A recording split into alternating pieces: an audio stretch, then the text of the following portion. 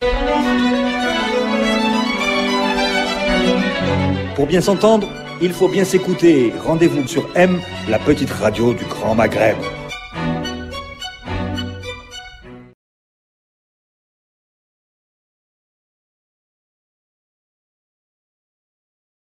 Maintenant, on va parler de gaz de schiste, de ces manifestations qui se sont étendues, qui sont parties de Ain Salah et qui connaissent une grande mobilisation aussi partout dans d'autres régions du Sud. Au gouvernement, à la présidence, on n'a pas trouvé mieux que de commander un débat. Aujourd'hui, commander un débat sur le gaz de schiste, au lieu de s'exprimer, parler et rassurer, on fait un peu tout le contraire de ce qui aurait dû être fait depuis le début, exploiter, bientôt ensuite discuter, faut réexploiter et discuter. Aujourd'hui, d'où le dialogue de sourds. Alors la question c'est, est-ce que la crise qui perdure aujourd'hui n'est-elle pas d'abord une crise de confiance avant que ce soit un problème d'environnement, de stratégie à mettre en place? Indéniablement. C'est un problème de confiance. C'est-à-dire, on a beau envoyer des experts dire des choses que ça pose pas de problème, etc.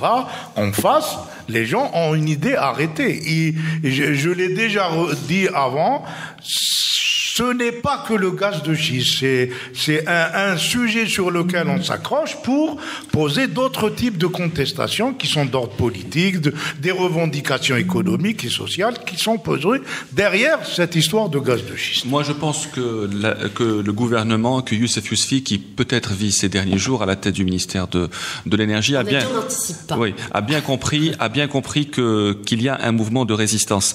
Il y a eu une réunion très intéressante entre Youssef Yousfi et la société civile à Ain Salah il y a 5 jours. Elle était très intéressante parce que les gens de Ain Salah voulaient mettre dans la salle des gens qui ne savaient pas parler. Finalement, la salle était pleine d'experts qui ont su porter la contradiction à Youssef Yousfi. À Youssef Yousfi qui était totalement populiste et démagogue, qui disait Hadal Gas Sakhret al-Umma. En face de lui, il y avait quelqu'un qui lui a dit: Monsieur Youssef Yousfi, ça fait 1 heure que vous nous dites les Américains exploitent le gaz de schiste, mais nous n'avons ni l'expérience des Américains, ni les instituts de recherche des Américains, ni le savoir-faire, ni la législation américaine qui peut nous protéger. Donc je pense que Youssef Yousfi, qui est parti calmer les choses là-bas, s'est pris au piège et il a compris l'ampleur de l'opposition qui est sur place. Moi, je pense qu'on doit corriger déjà quelque chose. La semaine dernière, on avait tendance à dire que les populations du Sud avaient pris en otage cette histoire du gaz de schiste uniquement pour essayer de poser un problème politique et d'améliorer leur situation sociale. Peut-être qu'aujourd'hui, avec la persistance de ce mouvement, on devrait se dire qu'il y a une vraie crainte, y compris par rapport aux incidences que peut avoir l'exploitation du gaz de schiste, quand on voit le nombre de forages qu'il faut faire, etc. Donc il y a peut-être pas l'émergence d'une conscience écologique au sens le plus moderne, mais il y a une préoccupation réelle que le message officiel n'arrive pas à apaiser.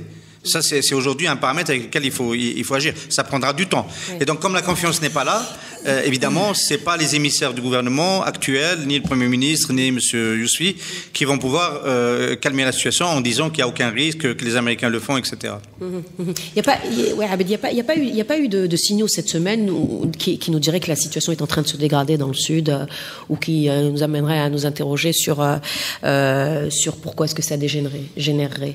Alors, c'est exactement ce qui m'inquiète. Nous sommes dans un pays où il n'y a pas d'institutions qui fonctionnent et il n'y a pas d'hommes politiques crédibles. Ça donne quoi? Ça donne que face à une contestation de ce type, la situation ne peut que dégénérer.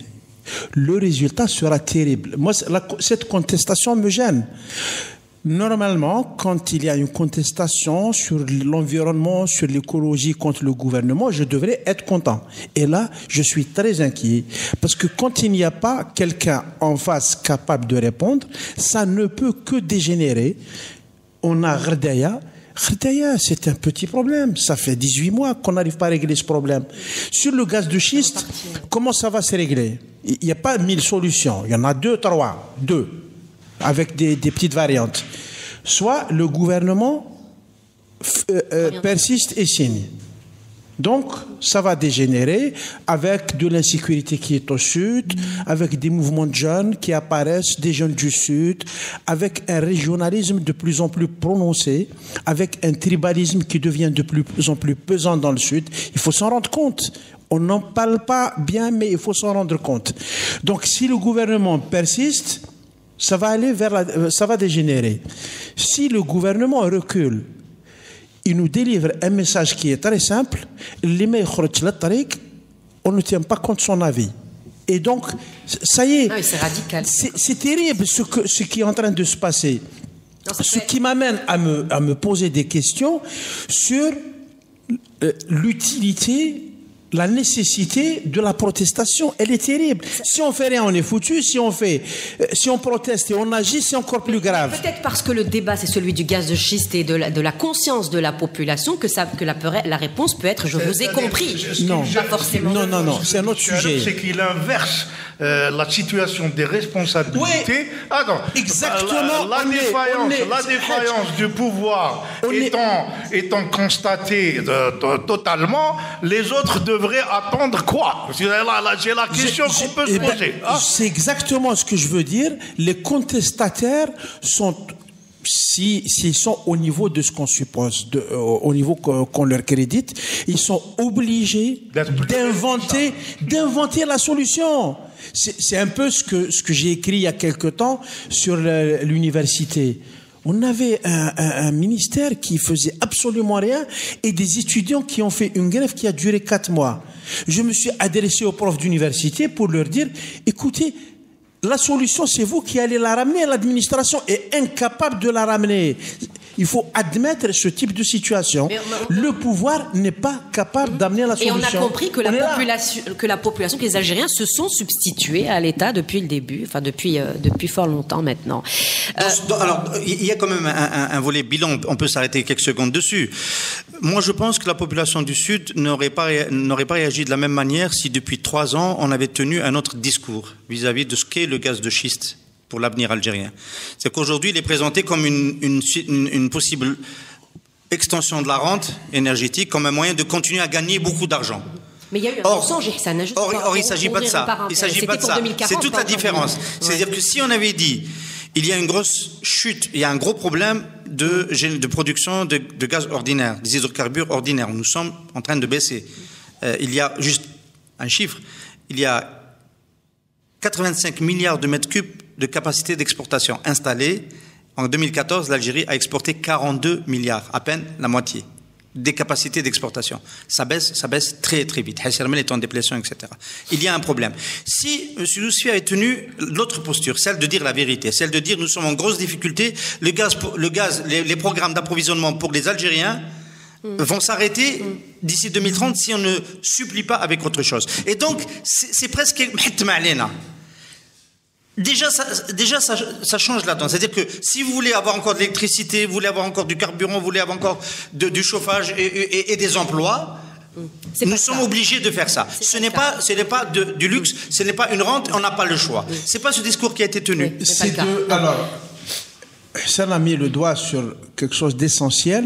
C'est une alliance entre l'incompétence et le mensonge. Les gens ne font pas confiance à ce pouvoir. Dans l'absolu, moi, je ne suis pas contre l'exploitation du gaz de schiste. Il était pas du tout. 2040, c'est bien de le rappeler. Non, c'est bien, tu parles de mensonge, c'est bien de le rappeler. Non, je parle de mon idée. Je ne suis pas contre l'exploitation des gaz de schiste, mais je suis contre l'exploitation du gaz de schiste avec ce système politique, avec ce gouvernement et avec ces ministres, parce que s'il y a une catastrophe demain, ils vont nous mentir. Il faut quand même parler aussi de l'incompétence. Vous avez vu que le secteur de l'énergie, son attaqué ministère, ont lancé une campagne de communication. Vous avez vu le PDG de Sonatrach? Il a ramené des feuilles à la radio et il a fait un cours de chimie générale. J'ai mis sur Facebook que j'entendais les feuilles quand il tournait les feuilles. Et quelqu'un m'a envoyé la vidéo, effectivement. Il avait ses feuilles devant lui. Le gaz était un composé de carbone. Parce qu'on lui a demandé de s'exprimer. C'est pas possible à ce niveau-là. En fait, ce qu'on est en train de dire, c'est qu'on a un vrai problème de démocratie. C'est-à-dire, la décision, on a suivi tout ça, la décision d'exploiter le gaz de schiste a été prise en Conseil des ministres, on l'a fait l'annonce, et alors que déjà il y avait des Algériens qui posaient des questions, est-ce que c'est la bonne option? Pas uniquement d'un point de vue écologique, y compris du point de vue de sa rentabilité, etc. Et donc ça a été décidé comme d'habitude. On a tranché, qararna, et aujourd'hui on se rend compte que le qararna ne marche plus aussi facilement Les questions sont légitimes. Le gouvernement peut avoir des réponses convaincantes, mais le manque de crédibilité, de légitimité, le fonctionnement de ce système fait que on a systématiquement envie de dire c'est faux, ce qu'ils disent est faux, ami Kedbo.